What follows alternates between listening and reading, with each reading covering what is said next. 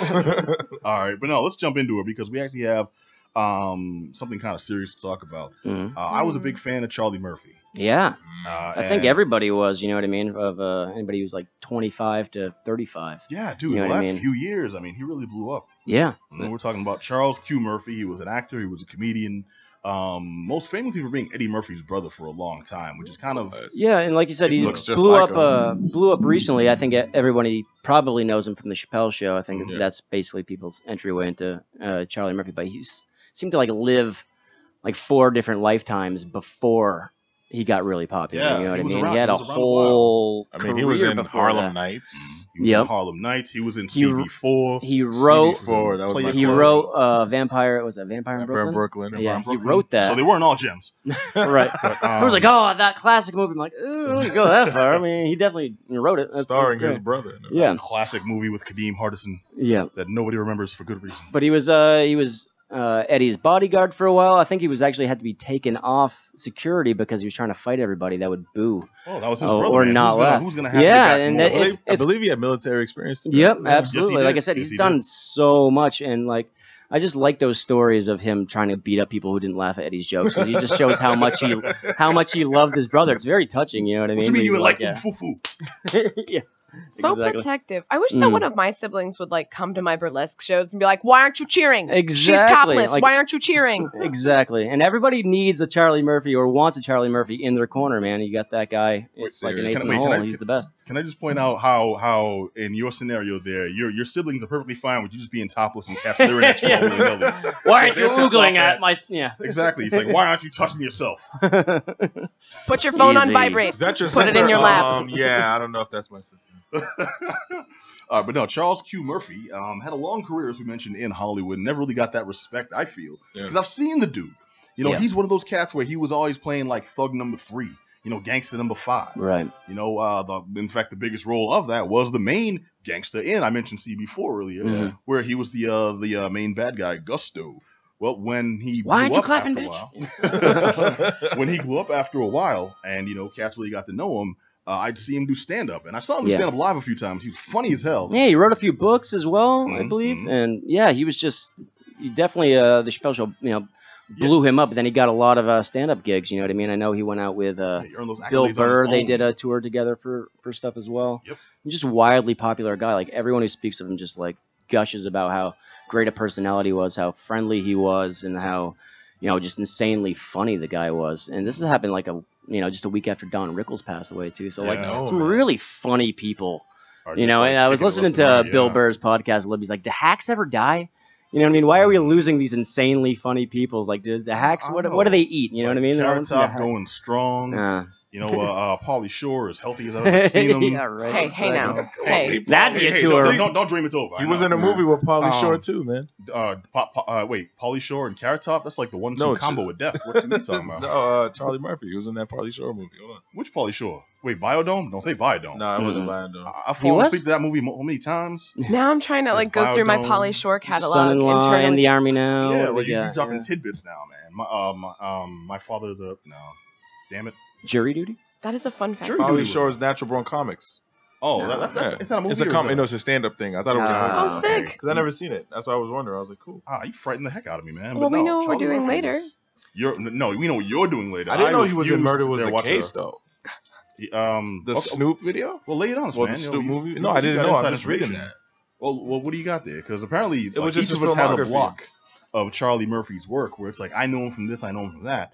I just think he did a lot of stuff, you know what I mean? That's what I'm saying. He was scattered all throughout the 80s, obviously, because of Eddie, and he was sprinkled all around. And Prince. You know, obviously, Eddie got him enough roles and stuff. And then, I mean, like you said, Chappelle was probably what it was, but his most recent was Black Jesus and Norbit. Yeah. Probably his most recent Remember movies for the kids. But for us, we're talking like Harlem Nights, CB4, Vampire in Brooklyn. I feel like we're neglecting Players Club. Those are like black movie canon, you know what I mean? Those are like so... You should know. So big, yeah, absolutely. I mean... No, I remember Players Club. Okay, you mentioned Players Club. Yep. Players Club, he played Mo Better Blues. That's a little different. That's a different movie. Different type of movie, but just all those upper echelon, you know, black oriented movies. And then, you know, he spanned out. Chappelle Show definitely brought him into the next level. Yeah, I didn't know he was sick either. Like I didn't know. It was like Charlie Murphy died. It was like leukemia, and I was like, wow, I did not know he was one sick or two that sick. You know, it's amazing though that he could actually hide that though. Yeah, he lost a lot of weight over time, and you notice it. But sometimes you figured it's like a movie role or some randomness he was trying to do. But just think a guy like that, just even his attitude. Then, leukemia, even the treatment for leukemia is incredibly depressing, and every time you're treated for it, you become more susceptible to it and more susceptible to cancer. Yeah. That's not an invisible illness. That's right. It's very impressive. To show you how private you probably tried to keep it. I mean, how strong you have to be, you know, to fight it and still be funny. So Charlie Murphy, personal chameleon as well, because I had no idea, and I've been watching the dude. Yeah. Not chicken hawking or anything, but I remember like listening to him. To me, he's Jim Rummy now. Not Jim Rummy. He is Ed Wunstler III from the Boondocks. Yeah, he is. Yeah, that's true, he is, isn't it?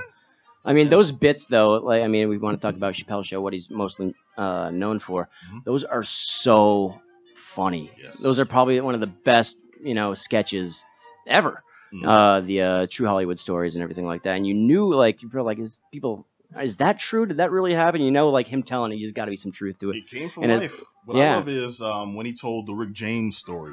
And then Rick James came and verified the stuff he was telling. Right. Not only that, but the background stuff that they couldn't have on the show, where it's like, yeah, so I went and got Charlie laid one time. Like, damn, okay, he didn't say that. And then you go to the behind the scenes on the DVD. He's like, yes, Rick James got me laid one time. I'm like, damn, okay. The same thing for the Prince one as well. One of the guys in the Revolution basically confirmed it all as well, right down to the pancakes that they made after the basketball game. He's like, they did make pancakes. They were great blueberry pancakes. Oh my! You know, so this stuff really happened. He lived a lifetime. All these stories he had. You know what I mean? It's a real bummer that you know, he was gone before. I wanted to see a lot more Charlie Murphy. He didn't really get like the full recognition during his time, but I at least am happy that he did got to get that in the towards the end, you know. But that's part of the what happens when you're the brother of the funniest guy on the planet for a while. You got to understand that, like, Eddie Murphy in the 80s was the most popular human being on the planet. He was the funniest guy, and so he was, you know, tagged along with him. Of course, you know, you're not going to get, you know, the spotlight when you're standing next to a light that bright, you know what I mean? So it's good that he did finally get it. You're right. Mm-hmm. I myself, after seeing him do stand-up a few times, went back and watched like a few of those old movies. And it wasn't like I saw him do stand-up, oh, I'm going to do a Charlie Murphy night. It's just the thing that you go back and now you're paying more attention. Right. You know, and as an actor, I mean, I bought him as every one of those roles. You don't really think about it that much, but he became those. And hearing he's a nice guy, I would buy him completely as the murdering, you know, well, you know, he has like an edge to him more than he looks like a dangerous dude. The one you're not going to want to mess with. He does, but that's the one that would smack Rick James around a bar. You know? I've learned not to do, because my whole thing. My friend Ken's not here, but he'll back up. We've had this running gag where the hardest people on this earth are James. The hardest looking people on this earth are James Carville, Kevin, KG. Oh, Kevin Garnett. Yeah, and Charlie Murphy. Yeah, and they have these faces that look like they've lived a hard life since they were 7. Yeah, you know? Charlie especially, you know what I mean. And I think it was because of Charlie Murphy that Eddie actually got on stage originally to do stand up. What was like a 14-year-old beating people? Yeah, up? It was like an open mic night. I think he was telling the story, and like he pushed him. He's like, "Yeah, just do the impressions you always do and everything like that." So they won like $25 or something like that. But it was that's a nice story. I thought you were gonna say like he punched Rodney Dangerfield in the neck. Next. And I just find it like great to see just the stars kind of like respecting his work. You know what I mean? Chappelle gave a tribute, so that with John Mayer they did a tribute. John Mayer sang a song on stage, and one of the comedians currently on SNL, like that does the SNL news, the brother. I guess Michael Charlie. J? Yeah, Michael J. I think Charlie had seen him do a stand-up one time, and he just took him under his wing. He's like, you know what, you're gonna open for me, and I think it blew up. You know, that's what brought him to where he's at now. I'm a little bummed. No one ever did that for me. Sorry, dude. No, that's cool as hell. I would try it. No, that's dope. That Dan, he paid it forward. That's what's up. He was. Yeah, Adam Sandler came out because he's pushing Sandy Wexler on Netflix and stuff. And the first thing he did, he came out and he's like, I just want to say Charlie Murphy's the best. You know what I mean? So everyone's kind of like all coming out. Like I mentioned, Bill Burr. everybody basically knew him. Just like, yeah, it just feels this incredible loss, and it's crazy. Like I said, right after Don Rickles, they're really funny people. You know, it's really tough. It's like I remember it was this time last year when we were losing all these great musicians right back to back to back. It's crazy. This don't say that. We're in, don't jinx it to be the year that we lose all the comedians. Yeah, right. It could be that. Oh my God. We lost a lot of comedians last year too. We lost everyone. A lot of people. Yeah, it's just this horrible thing. I mean, it's part of life as well, but it just seems like more so now, or maybe I'm just more aware of it. You know, I think we're more aware. It's a generational shift because now we're adults. We're not accustomed to losing people just through the natural course of life. People die of old age now that we've known since childhood. You know, people die of common diseases that other people live through, and I think that's why it's such a big hit. People live with leukemia. People live with cancer. People live with all types of afflictions. And yet when it takes somebody you're familiar with, you're like, oh, I never thought it would happen. Like, that's the thing. That's what these things do. They kill people. Yeah. Well, with Charlie, it's like I said, it's like I didn't know he was sick. So it was like, Charlie Murphy died. Are you serious? Like, how? You know what I mean? The first thing I thought was like, what tragedy is this? Did he get hit by a car? You know? Shot me a Facebook message.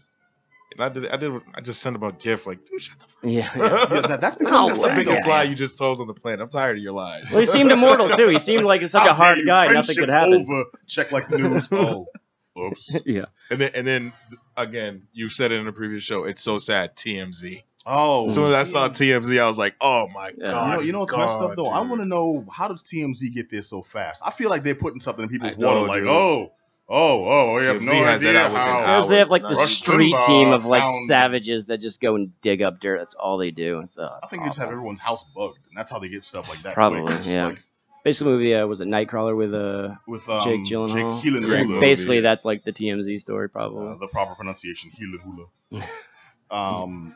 Charlie Murphy is someone who kept that stuff close to the chest. I didn't know about anything in his private life until he said it on stage. Yeah. I didn't even know, put two and two together, that he was Eddie's brother until it came from. Actually, no, it came from Dave Chappelle. But then he can. Yeah, he looked like an angry Eddie Murphy. He wasn't in the spotlight enough. I just remember going back and watching the movie Stand Up Raw. Eddie Murphy's Raw. He's like, no, that's a fire. That's a fire. Now roll Charlie around. He'll be all right. You know. Okay, you're like, that's funny. I didn't put that little kid with. I mean, how you gonna? I didn't. I'm saying I went back. You know what I mean? After I'm like, oh, he's talking about Charlie Murphy. That's so roll Charlie around a bit. Derek, shame on you. In a room with Johnny, Adam, and Derek, how you gonna tell me black people look alike? I'm saying you're making it a race. Why you going there? Adam's black. It's what I do. I don't know what you're talking about. Adam's black. Yeah. I look just like everybody. I was the blackest person in the room. I'm sorry.